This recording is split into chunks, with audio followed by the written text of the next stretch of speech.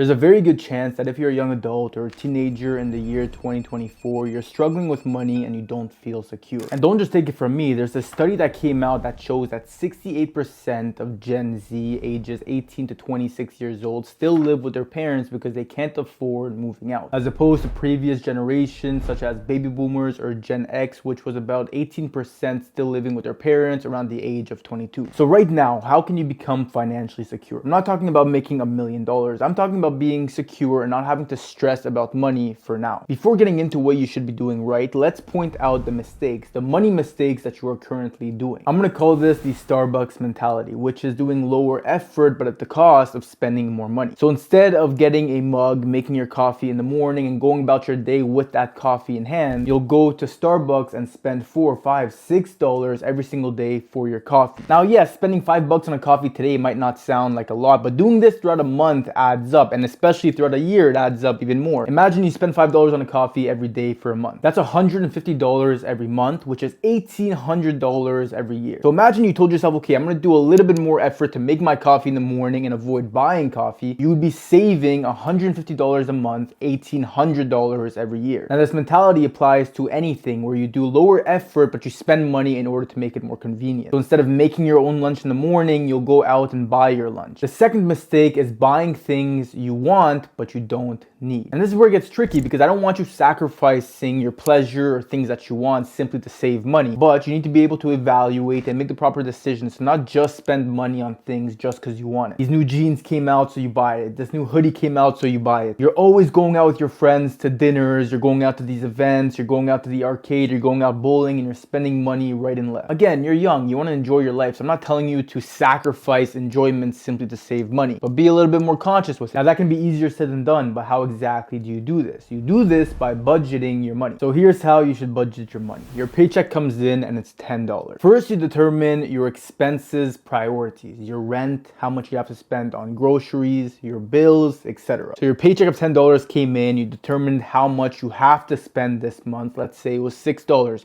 You take the $6, you put it into your checkings account, because this is the money you have to spend this month, regardless whether you want to or don't. You have to spend it. Now you're left with $4. Now this is where you really have to sit with yourself and ask, how much do I want to spend this month for leisure, for pleasure, going out with friends, eating out, buying myself new stuff, new clothes, etc. So then you say, okay, my budget for this month for this leisure stuff is $2. You take this $2, you put it into your checkings amount with the other $6 that you use for your priority, and now you're left with $2. Now this $2 you do not touch. You take it and you put it into a separate account, a savings account, and you do not even look at it. Now you might think, yeah, but this $2 is not that much, but doing this on a monthly basis for a year, 2 years, 3 years, it adds up a lot. And this is the reason why most people live paycheck to paycheck, because the balance they have in their account is their spendable balance. They don't have a budgeting system, my spending money and my savings money. It's, I got $2,000 from my paycheck, I get $2,000 this month to spend. And then you finish the $2,000 and you can't wait for your next paycheck. This way you have another $2,000 to blow and spend. But the thing about saving is that it's probably the second worst thing you can do. The first worst thing you can do is spend your savings. The second worst thing you can do is take the money and just put it into a savings account. So instead, with this money that you put aside, what do? You invest it. Because what happens is that with money that you simply put in a savings account, over time with inflation, the value of that dollar decreases. So it's actually worth less over time. Now the first investment decision you can do is, yes, you can inform yourself with stocks,